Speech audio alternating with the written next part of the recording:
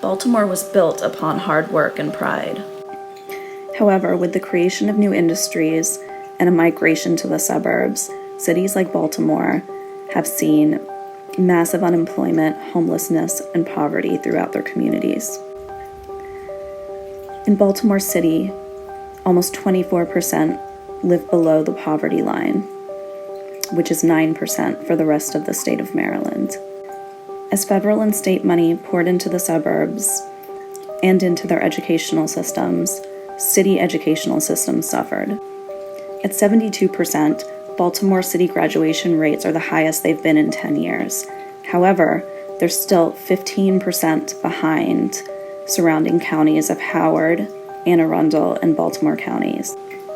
Many youth drop out of school by the age of 16. Illicit drugs can be found almost anywhere that they're suffering, and many of Baltimore's most desperate communities have seen an influx of illicit drugs on their streets. A person lacking a competitive educational background and an employment opportunity is more likely to turn to illicit employment as a way for financial gain. Unfortunately, with the rise of illicit drugs on Baltimore's streets, an estimated 20,000 of Baltimore City children have at least one incarcerated parent.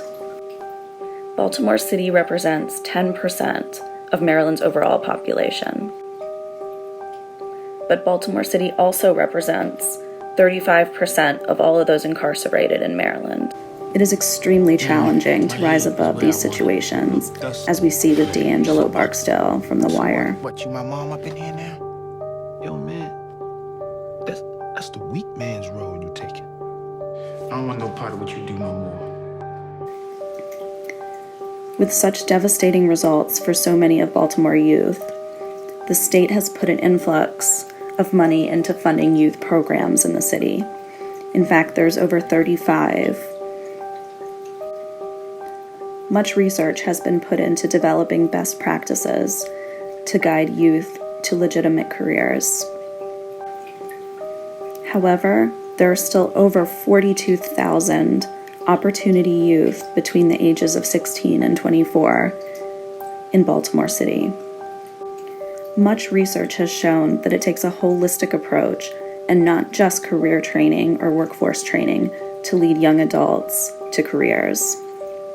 This includes social support, behavioral support, educational support, and training. Another lacking factor in many of these youth's lives is a family unit. With so many programs in existence in Baltimore City already, what is needed the most to drive change? Our research showed that with so many programs already in existence, what's really needed is the foundation or a safe space to house all of these programs and a place for the youth to explore their futures. A place where they can develop character and self-esteem. A place to connect them with local businesses that are hiring, with educational partners and educational opportunities, and with other peers and community members.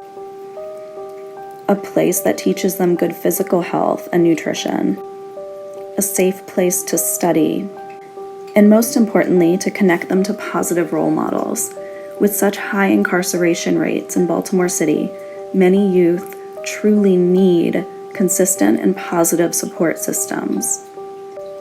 With the foundations of personal development in place, they can then be connected to workforce and career training opportunities, even specialized training like medical technicians.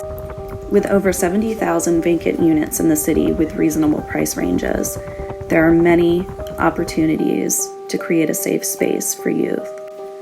With a single award from a funding institution or a financial partnering institution, or with only 26 donors at $300 each, it would be possible to invest in a safe place and finance the future for Baltimore's children.